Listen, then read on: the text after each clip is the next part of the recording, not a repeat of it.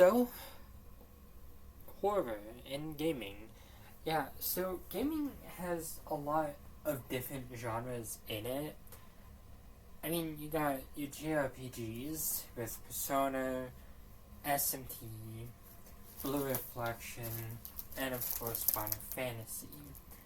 Then you've got your action games, with your Call of Duties, Grand Theft Autos, Resident Evil 6s, and of course you got fighting games with stuff like Mortal Kombat, Street Fighter, Tekken, Marvel vs. Capcom, basically a lot of stuff.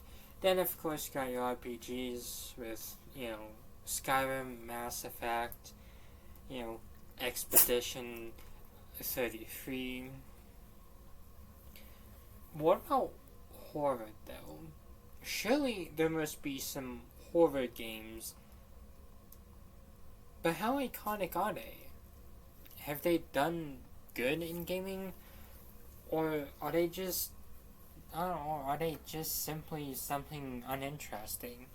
Well, that's kind of what I'm going to be here to talk about for tonight's video. Horror in gaming.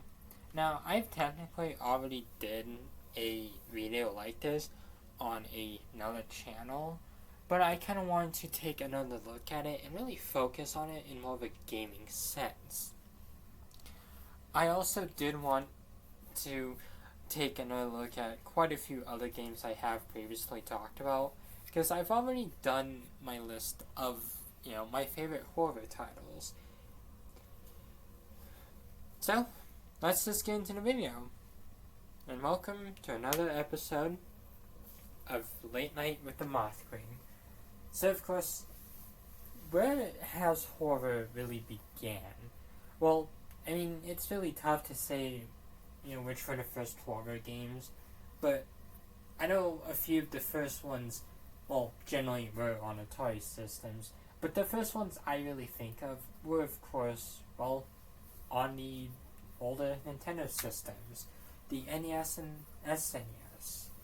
I don't know exactly which consoles they were on, but of course, the few I'm thinking of course, Jekyll and Hyde, Nightmare on Elm Street, and of course, Friday the 13th. And of course,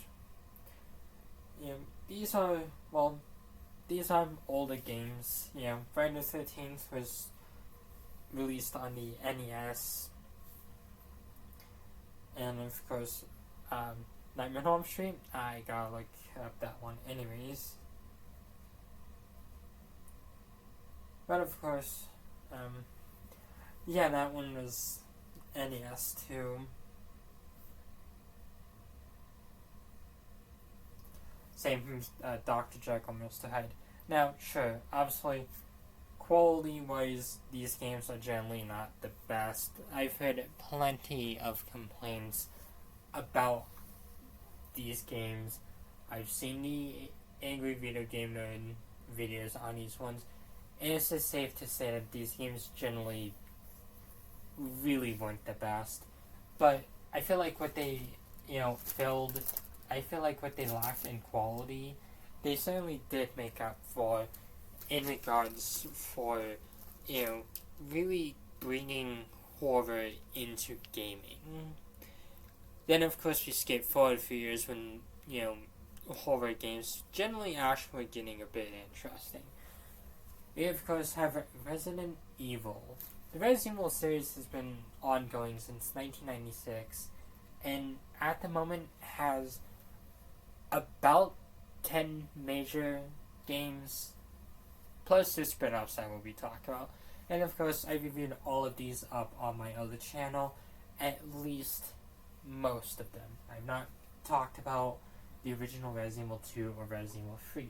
Although, from what I've heard, it's actually generally really good, which kind of makes the Resident Evil 3 remake a bit sadder with how much they cut out. But Resident Evil is another interesting game, because it's had its ups and downs, but it generally has done quite a lot for horror in gaming. I mean, the game is pretty simple to start off with. A group of police officers investigate a mansion in the middle of a forest and, have to uncover the secrets within it and survive hordes of being bad. I think that's kind of an interesting way to start off a game. And of course, as the series did go on, it did get a little too complicated, but overall, it generally has kind of at least tried to stick with horror as at least a theme. Whether or not it succeeded or not is definitely a different story, but, that's besides the point.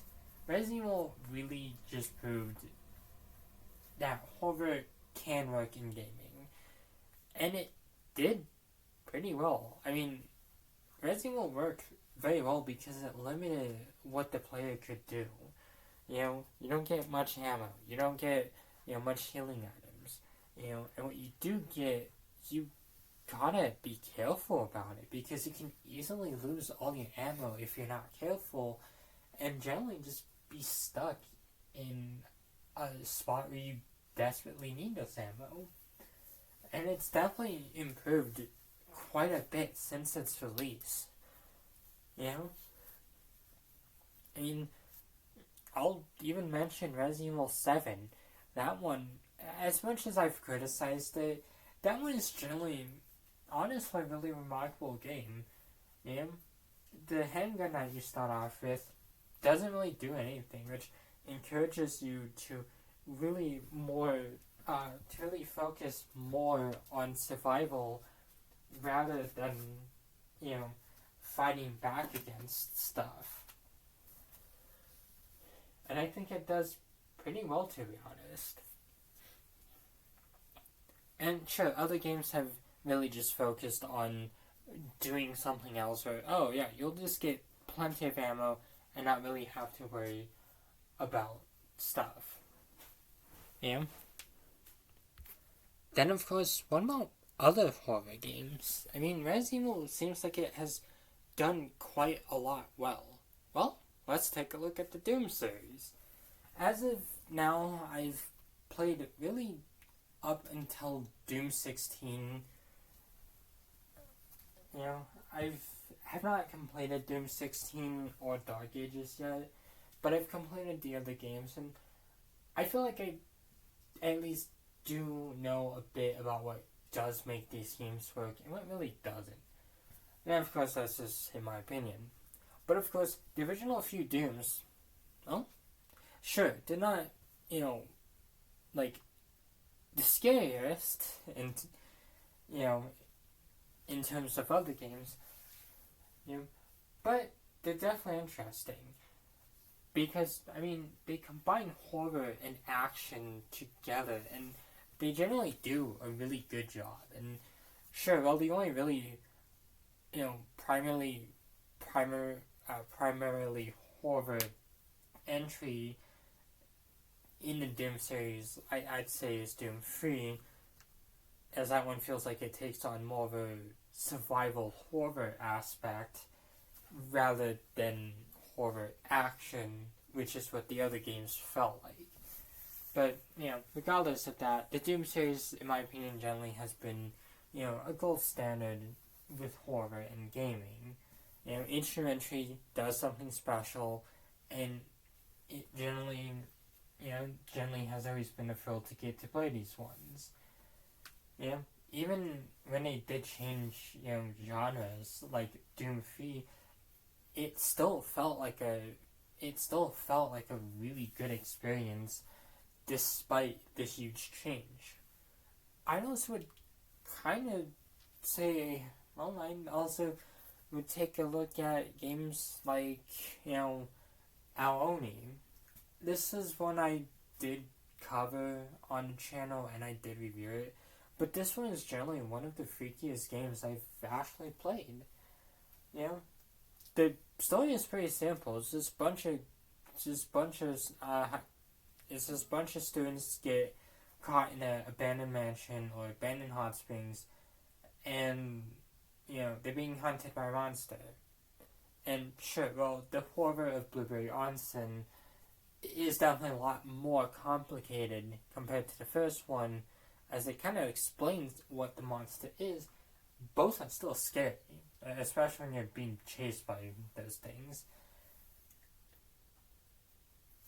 You know, and I think it works. I think those games worked well because, well, Doom gave you what you needed to fight against the monsters, and Resident Evil kind of limited what you could do.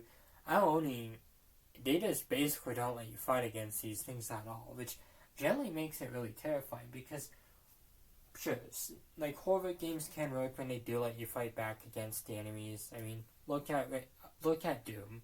You know, Doom is a really good horror game, and yeah, they do give you quite a lot of ammo, and that's kind of the whole point of the game is to kill everything in your way.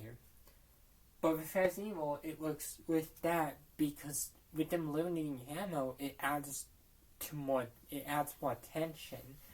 The tension in Doom is already there because you're fighting some strong monsters. They're not gonna be killed with just a few bullets. Like some of them generally take quite a bit of time to kill. Not to mention, there's a lot of them, and they can kind of quickly overwhelm you. And and yeah, even as someone who's completed Doom a few times and has played the first level, well, the first episode on Ultraviolence, it's generally difficult doing it on Nightmare because it just adds way more challenge. And it works well with it, Then, of course, I would also go back to Aoni. This one works well because they really just do not let you fight against a monster. Other games worked well because they at least did allow you to fight back. But with this one, they don't let you fight back. And again, I still do think it works well. And it's definitely made that one stand out. And it's also been the same way with another game, White Day, a labyrinth-themed skull, which I don't remember if I did. Yeah, I think I did cover that one in a video, and I've wanted to cover it in a review. But that one's generally been a really fun game, and again, it follows a similar premises. You're trapped in the school, and you gotta run away from stuff. Yeah, sure, you can fight against stuff, but, well, you have limited resources, so fighting back against everything isn't exactly the best idea. And it's this stuff that kind of works well in it. Also, this one and Our Own are definitely very underrated games. I know other horror games that generally, do deserve more recognition are definitely Worse Than Death, and of course, I'd also say Angels of Death. Those two are generally really interesting, and, Angels of Death definitely feels different compared to other horror games, but it generally still works well too. I think that's one thing I like about the horror genre in games, is that there's no right or wrong way to really do a horror game. As long as you just have some scares or tension, I think it has generally been done pretty well. I mean, we'll take a look at Ice. The whole point of that game is just to collect money bags and escape from this mansion. But that's the simple part. The difficult part is, of course, escaping from a monster that will chase you. And even in other subsequent levels, it generally does get pretty tense too. Even with me, like, I've played this game quite a bit, and I still did have some difficulty on some levels. And it works quite a bit better with it works very well like Aoni, where in this case you just can't fight the monster. I think that's generally what really makes horror special, is that no two games are going. Most games are generally going to feel like they're doing their own thing. Some games, yeah, you can fight back, like Doom or The Last of Us. But in other games, like Resident Evil, of course, The Last of Us, you might not be able to fight back all the time. Chances are, maybe your best, strategy might just to be avoid stuff, or simply run away from it in the case of worse than death, White Day, or Alone. And then, of course, what about horror adjacent games? Well, there's a few games that aren't exactly horror related, but do have at least one or two parts that are kind of spooky. Those, of course, include Alice Madness Returns, Thief, the Pokemon series, and of course Mass Effect. And I'm sure that there are other games that I am completely missing, but these are the ones that I want to talk about. Or at least if I can remember them.